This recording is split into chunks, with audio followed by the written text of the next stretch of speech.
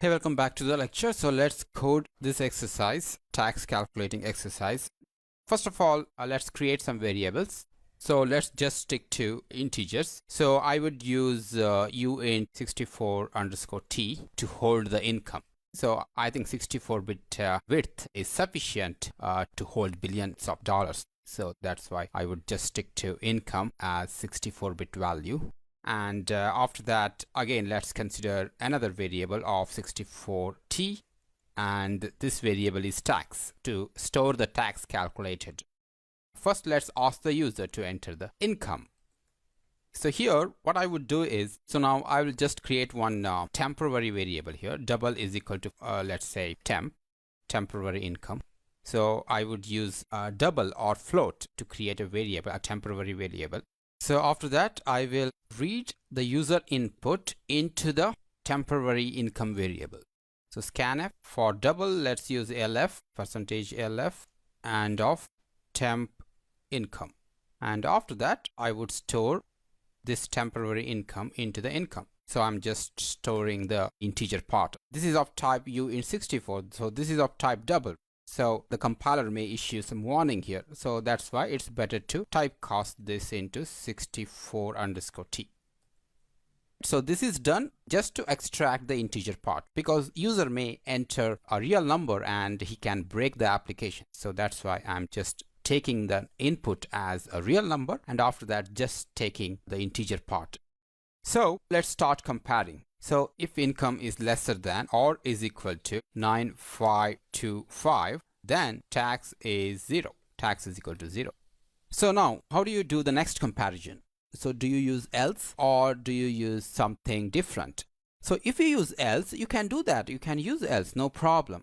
If you use else, again, you have to use if condition here for the further comparison.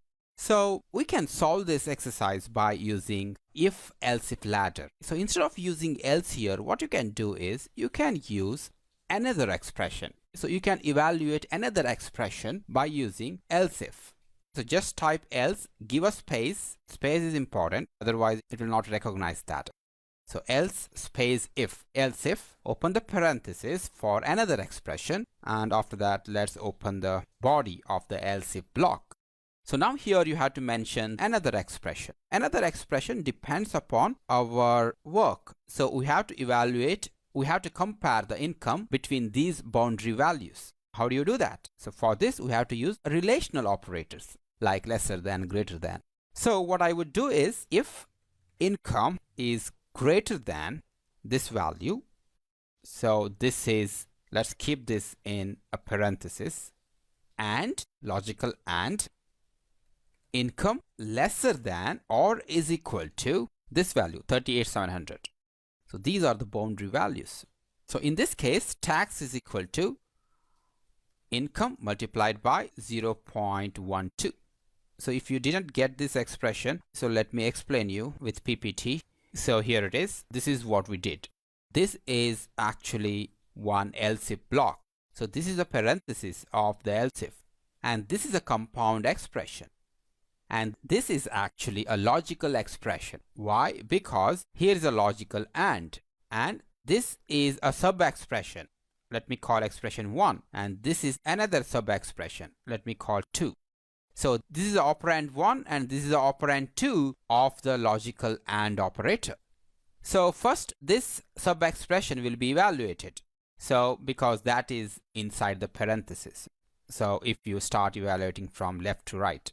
So let's say this evaluation turns out to be true, and after that this expression will be evaluated. So this is actually operand 2.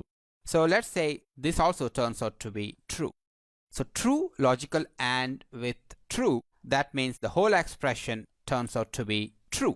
So that's why in that case this statement will be executed. So if either one of these expression turns out to be false, then this statement will not be executed. It's like that. So here, these are the boundary values. We are actually checking against the income using relational operators, and after that we are using logical and to decide whether the income really falls in between these boundary values. So similarly, we can use one more else if for our next comparison. Just copy this and paste here. So in this case, if income is greater than this value and lesser than or is equal to this value 82,500, 82,500. In that case, tax is equal to tax multiplied by 22. And again, you have to use one more else if. And in this case, this is a very simple expression. If income is greater than this value, then this value will be 32 and tax is equal to tax plus 1000. Or you can also write in a shorthand notation, tax plus is equal to 1000. And after that, just print the tax. So here there is some problem. So this should come here. And after that, let's print the tax. Tax payable percentage I64U. I would use U because all tax and income calculations are always positive. So income cannot be negative. So tax also cannot be negative. So that's why tax payable is always unsigned. So /n and let's print the tax. That's it. Alright, so just take a look into this multiplication here. So here there is a type mismatch. So this is of integer type and this is, so what is the type of this? It is not mentioned. If it is not mentioned, then it is considered as double. So integer multiplied by double, the result is always promoted to double. So then double is stored in integer type. So only the integer part will be saved in tax, in tax variable. All the decimal part will be lost. So we don't care about decimal part in this exercise. So that's why this would be fine.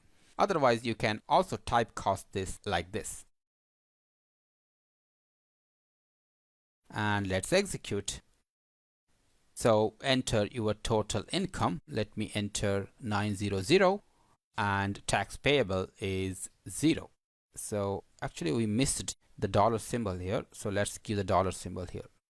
Let's try once again. So let me type 125,000 and this is the tax payable. Let's try with some real numbers. 000.888.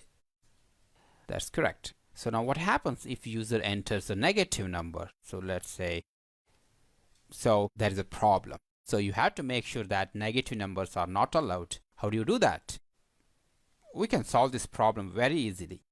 So here what you do is, if temp income is less than 0, then you have to printf. For example, income cannot be negative. Income cannot be negative. So you can just print something like this. So here you have to exit the application. So I would call wait for user input and I would just exit. I would just return 0. So because this is invalid case. So first let's try with positive numbers. Works fine. Let's try with negative number. That's how you solve the issue. Now it works. So try to reproduce this and I hope you understood about the if-else if ladder. And please note that, so there is no else block here. So that is actually optional. So for this application that is optional. Even you can implement the else block with a semicolon, that is not. You can use the else block at the end. So if none of these expressions are true, then at the end it will come to the else block and that is not. So but that won't happen in our case because at least this expression will be evaluated as true.